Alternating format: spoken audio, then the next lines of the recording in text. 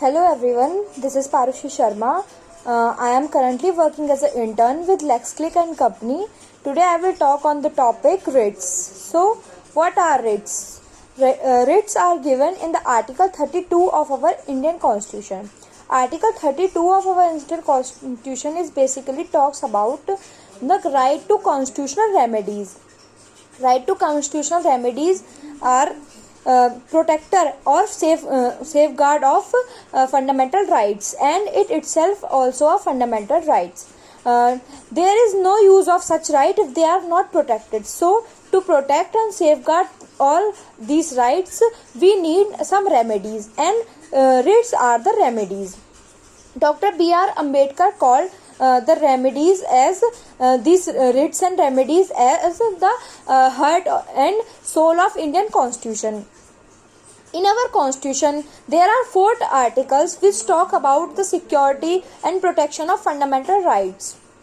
First one is Article 13. Article 13 talks about the judicial review, and Article 359. Article 359 says that only in the case of emergency we can curtail, state can curtail the fundamental rights of citizens. And Article 32. Article 32 give 2 types of power.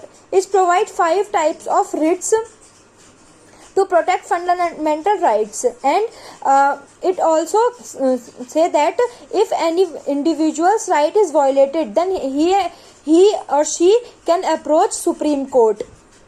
And next one is article number 226, and article number 226 give the same power of writs to the high courts. As Supreme Court protects our rights, fundamental rights, that's why our Supreme Court is court is also known as the guarantor and protector of our Constitution and fundamental rights. So, Article 226 gives the same power of issuing writs to the High Court, but by using this article, anyone can approach High Court in the case of violation of fundamental rights, and also there is no such rule that we have to first approach to the High Court, then to Supreme Court. We can directly go to Supreme Court. We can directly file our case in or issue a writ in Supreme Court, but we have a valid reason to do so. That why we are directly moving towards Supreme Court. So in article number 32 there are mainly 5 types of writs, and the writs are habeas corpus, mandamus, certiorari, prohibition, and quo warranto. So we will discuss one by one about them. Firstly, we will talk on the writ which is mostly used and most powerful writ, which is called habeas corpus. The meaning of habeas corpus is to have a body or to produce a body. So if someone is detained illegally by the state, then this writ is used.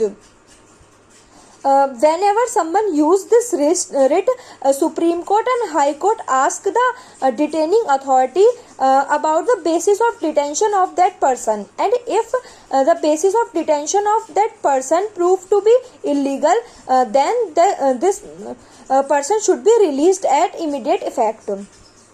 There are 4 conditions in which we cannot use this writ. First, detention is if the detention is lawful. Second, contempt of courts. Third is detention is outside the jurisdiction of court, and fourth is detention is by the competent court.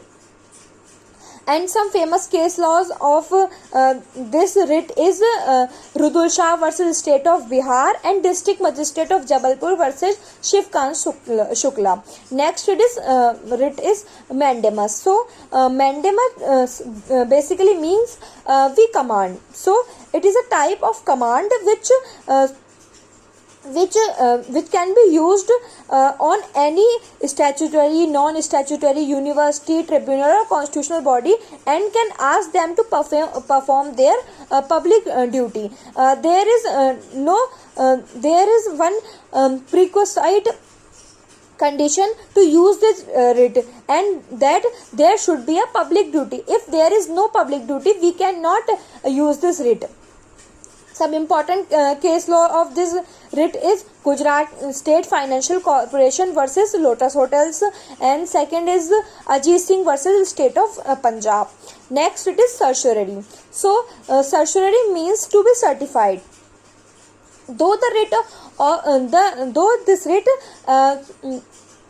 SC and which is Supreme Court and High Court can command lower court to submit their records to review, and they check in this review that if there any illegal judgment is not happening. In the case of illegal judgment, they will quash the judgment of the lower court, and illegal judgment are held in these conditions. First one is excess of jurisdiction. If some court uses excess of jurisdiction, then the judgment is quashed, and lack of jurisdiction and unconstitutional jurisdiction, and if the judgment is a violation of principle of natural justice. In these cases, the judgment is proved as illegal, and it is quashed by immediate effect.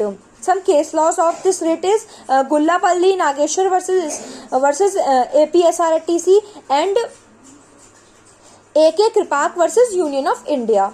Next is writ is prohibition. So as we know that prevention is better than cure. So prohibition, we can relate prohibition to prevention and certiorari to cure, because certiorari is used after the judgment of lower court, but prohibition is used before the judgment of lower court. So in this, higher court such as Supreme Court and High Court can prevent the judgment before the judgment is announced, can ask the details about the case from the Supreme Court, and this is used to prevent the mistakes in the judgment.